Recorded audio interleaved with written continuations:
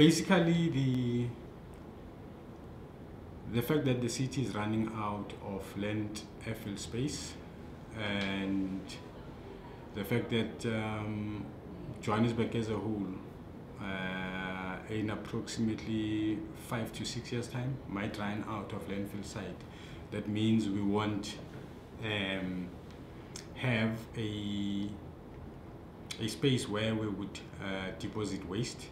And the Waste Management Act also requires us to look at alternative means of disposing waste, or ensuring that waste does not land on our landfill sites. The strategy maintains that in 2040, at least 97% of all waste must not land up at landfill sites. Only 3% of waste must land up there. Now, recycling is one of the means or ways in which waste can be diverted away from landfill sites. Thus, the announcement that as from the 1st of July, we require residents in certain areas to start recycling or separating their waste at source, to ensure that we contribute to an ultimate strategy or goal or objective of making sure that only 3% of waste lands in landfill sites, and we preserve the current landfill sites that we have. Failure which would have a financial implications also for the residents of the city. As I said initially, we are running short of airfield space, and Pikitup might be forced to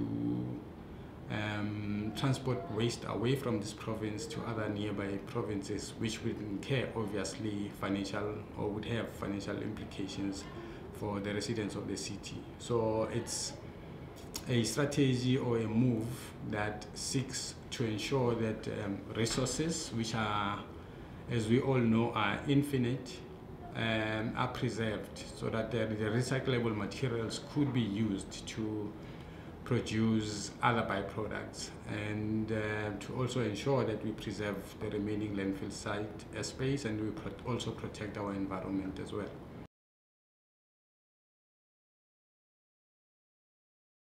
The areas where the separation at source will be applicable. The areas would be, let me also mention them by regions. It would be region A, B, C, D, E, and F, and G. So it's almost the entire area or an entire area covered by the Johannesburg municipality or Pikitup.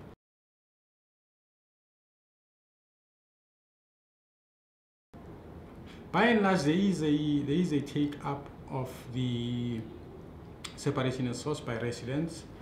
You can see that by the inquiries, the number of inquiries that are made about the project from residents.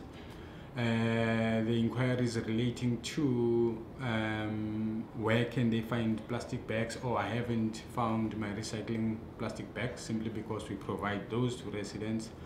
And it would be at this stage, in the next 3 months, we'll be in a position to quantify that in terms of numbers, to say we're seeing an increase in the amount of waste that is recycled or waste that is separated at source by residents. But we are, as Pikitup, we are pleased also to note that residents are inquiring, and residents are proactive in terms of the separation at source, or they've actually embraced the concept of the separation at source, and we can only at the end of the first quarter be able to monitor and compare apples with apples to say there is definitely an uptake in this initiative.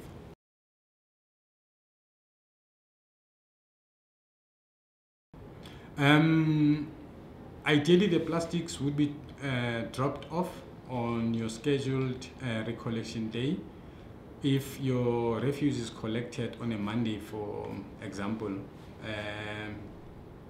you should be able to get the plastic bag on that particular Monday.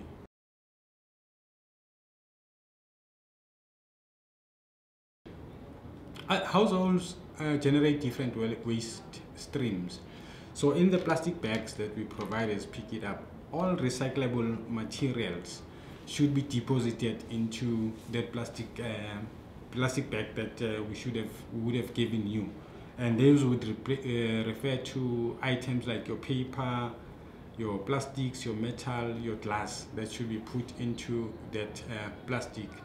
Unfortunately, at this stage, we are not providing plastic bags for garden refuse or garden waste, but garden waste is also part of a material that is recyclable. So we advise residents to go to their nearest garden sites and dispose of garden waste there, where it can be also be recycled. So that's why it's only those items that I've listed that should be put into the recyclable bags that we provide residents with.